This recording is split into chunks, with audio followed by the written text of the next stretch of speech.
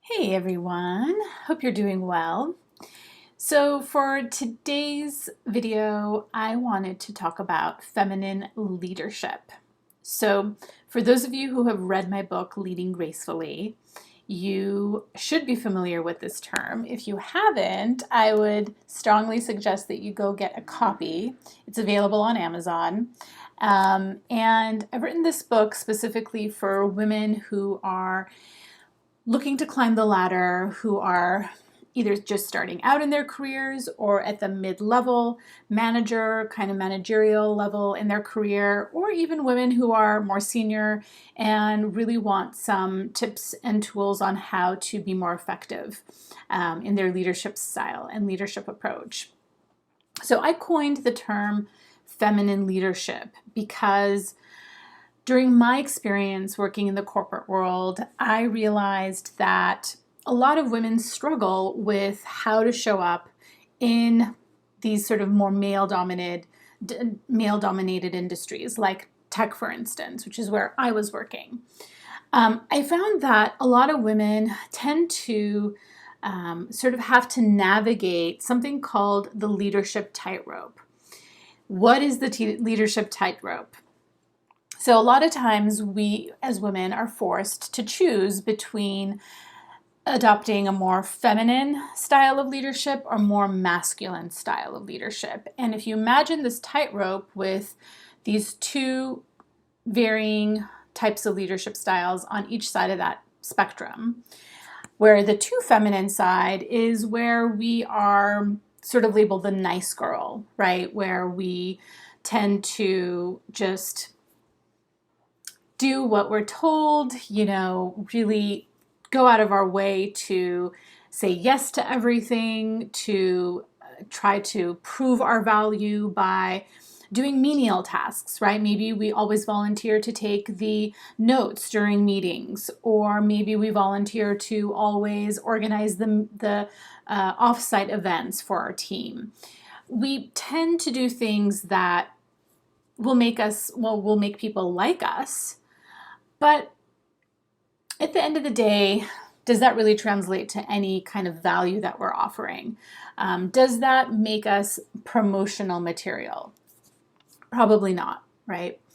So that's the too feminine side of the leadership tightrope. On the other side is what I like to call the ice queen side of the spectrum, the too masculine side of the spectrum, where we as women might tend to show up more unemotional, sort of your typical ice queen. I like to think about the Meryl Streep character in The Devil Wears Prada, right? She's this like very authoritative figure. People really respect her, but people are really afraid of her. And I don't think they really like her either, right? A lot of people just might be scared or put off by her demeanor because she tends to show up bitchy, essentially, right?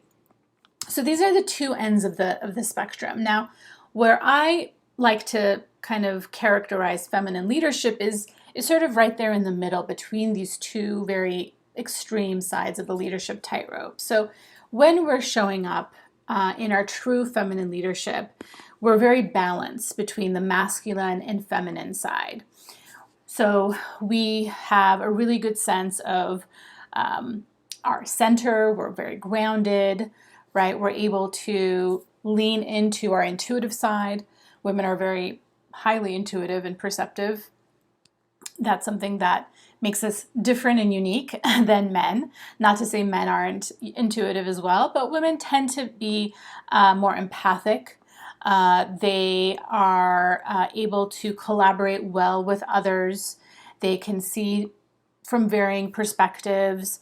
They tend to be able to, take varying degrees of opinions into consideration, where we are, being able to be vulnerable and stay open and receptive, right? So these are some of the characteristics that we talk about when we talk about being balanced on the feminine side, but we want to make sure that we also include some of those really important masculine traits. So things like being assertive, right? A lot of women ask me, how do I stay assertive but not too aggressive? And so that requires us to find that nice balance between the masculine and feminine side of ourselves. Being decisive, being able to really, make decisions and stick with them and follow those through, right? Instead of being wishy-washy or indecisive or being afraid to take decisions. Being resilient, right? Not taking things personally and being able to bounce back quickly from failures or mistakes. These are some of the more masculine traits that are really important for us as women to exhibit, to embody, to really be effective as leaders. Now, the really important part of this is that it's impossible to do all of these things all at the same time in every given situation. So what I like to teach my clients is, really thinking about what the situation requires and then working backwards from there and asking yourself, what is the outcome that I would like to have given this context, right? And then think about what are the leadership qualities that you need in order to get to that desired outcome. So if you're in a burning building and you need to get people outside safely, then you need to be a little bit more on the masculine side, right? You need to be really direct, you need to be assertive, you need to be decisive, and you need to just act, right?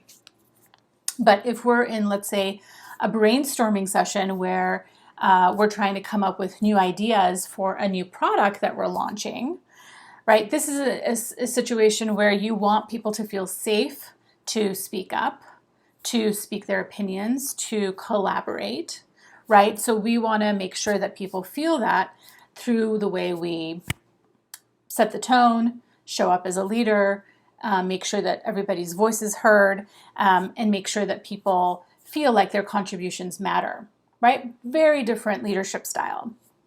So that's my tip for you today, is to think about what is the outcome that you are looking for in the given context. So if you manage people, if you manage teams, or even in your own life, right? Because self-leadership is just as important as leading others, right? What kind of outcome are you looking for? And then ask yourself, what are the qualities that you need to embody in order to get to that desired outcome? Now, you can even apply this to, let's say, an example or a scenario that's happened in the past, to think about how you could have approached it differently and what qualities, leadership qualities, you could have used in order to get a different outcome, perhaps. These are really great ways for you to cultivate what I call feminine leadership. And for the men out there who might be watching this, you too can actually cultivate what I like to call feminine leadership. Feminine leadership is just a name. It's just a term that I came up with. You can really call this anything you'd like, because all of us can benefit from adopting these principles. So for more on this, feel free to check out my book, Leading Gracefully, and email me or text me, not text me, DM me any questions you have, and would love to get some dialogue going and hear your comments about what you think about feminine leadership. Thanks so much.